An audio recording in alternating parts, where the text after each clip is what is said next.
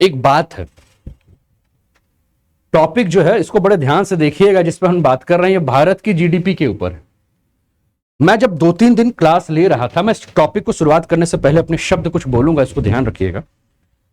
मैंने कई सारे ऐसे क्लासेस लिए जिसमें मैंने कहा कि अभी हमारे प्रधानमंत्री जी जो हैं वो यहाँ की यात्रा पे गए थे और वहां जो है उन्हें सम्मान मिला। तो काफी सारे व्यूअर्स या स्टूडेंट वो सीधे अंधभक्त की श्रेणी में मुझे रखने लगे कि मोदी जी को सम्मान मिला या किसी को। देखिए, आप इस चीज को ध्यान रखिए कि जब मोदी जी या हमारे प्रधानमंत्री जी जब किसी देश जाते हैं तो वो व्यक्ति के रूप नहीं जाते हैं, वो एक देश के प्रतिनिधि के रूप में जा रहे हैं। और हमारा देश जो है वो लोकतांत्रिक देश है, डेमोक्रेटिक कंट्री है।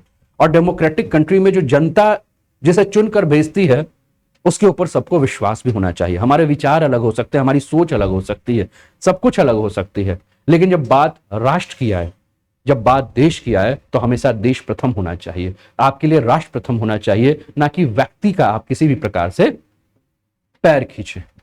तो जब मैंने ये सारी बातें की तो बहुत सारे कमेंट्स जो है वो आने लगे और लोगों ने कहा कि भारत की जीडीपी के ऊपर कोई वीडियो क्यों नहीं बना रहे हैं सर, कि भारत का जीडीपी क्या है, भारत का जीडीपी कैसा है।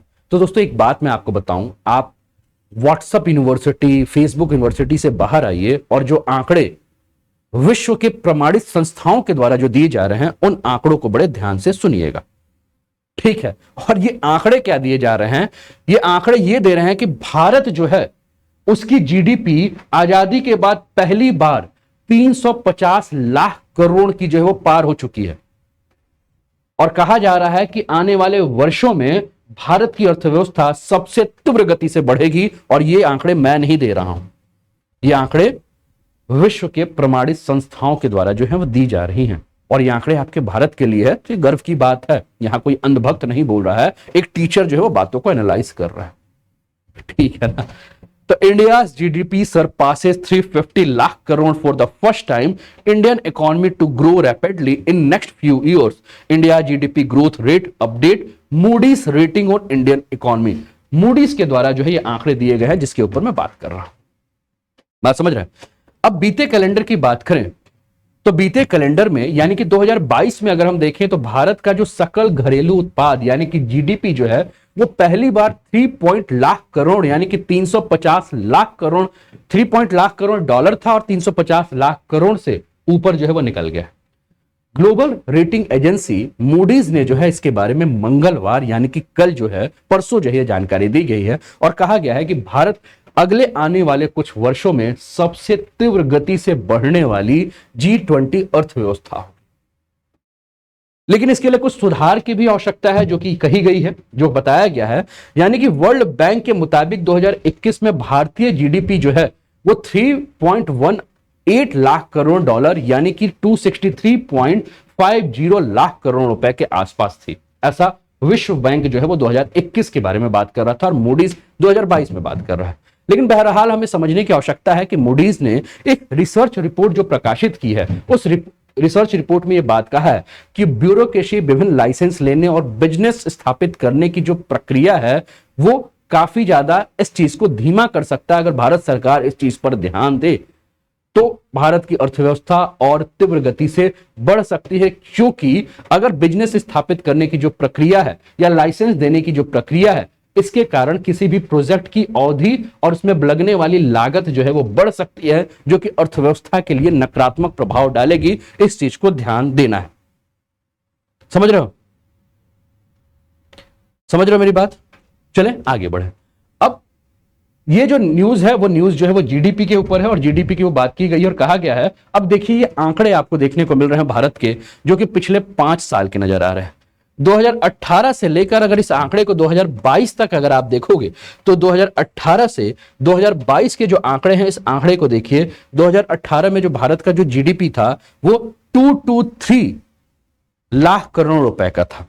मूडीज वर्ल्ड बैंक का जो रिपोर्ट है इसके आधार पर 2019 में 234 लाख करोड़ रुपए का था, 2020 में 220 लाख करोड़ का था। और इस समय आप जान रहे हैं कि कोविड था, सभी देश की अर्थव्यवस्था जो है वो काफी मंद हो गई थी, काफी सुस्त हो गई थी।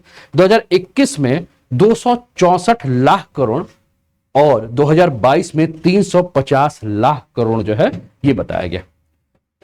मूडीज इन्वेस्टर सर्विस ने एक बात और भी कही है। क्या कहा गया है कि निर्णय लेने में जो लेट लतीफी हो रही है उसके चलते भारत में जो प्रत्यक्ष विदेशी निवेश है, जिसको कि हम एफडीआई के नाम से जानते हैं, उसकी रफ्तार जो है वो कम हो सकती है।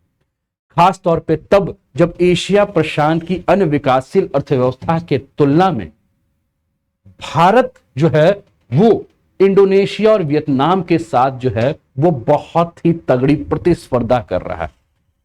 भारत को जो एफडीआई जो है, उस एफडीआई में किसके साथ लड़ाई लड़नी पड़ रही है?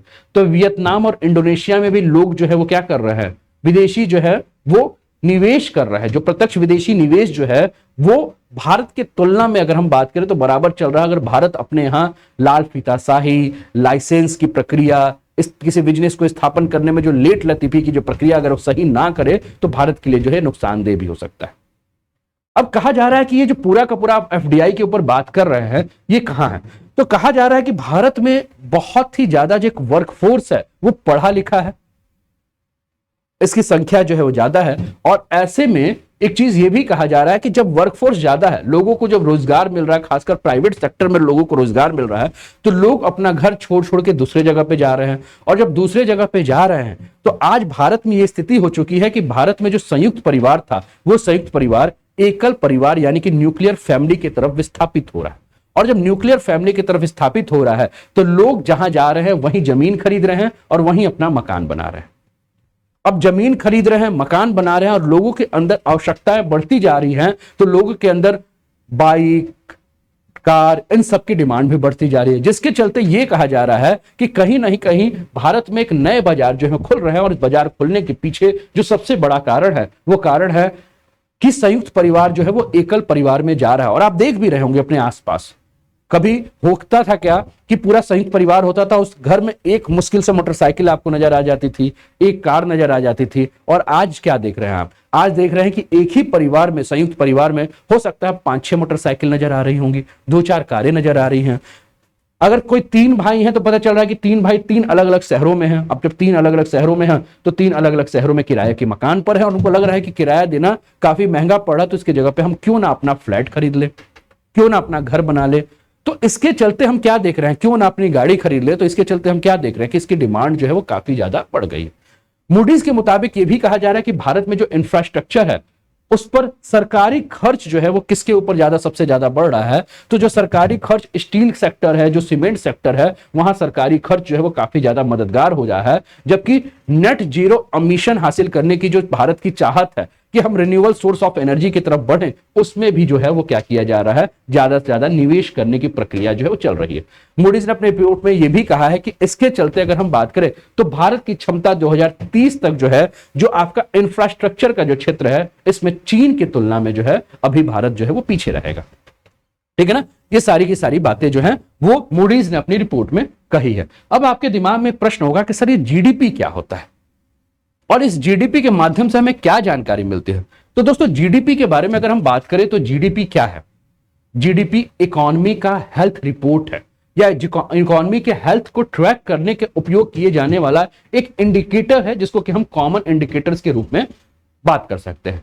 जीडीपी देश के भीतर जो है वो इस स्पेसिफिक टाइम में, स्पेसिफिक पीरियड में अगर हम बात करें तो जो भी चीजें प्रोड्यूस हो रही हैं, जो भी गुड्स हैं, जो भी सर्विसेज हैं, उनकी वैल्यू को जो है वो जीडीपी के माध्यम से रिप्रेजेंट किया जाता है।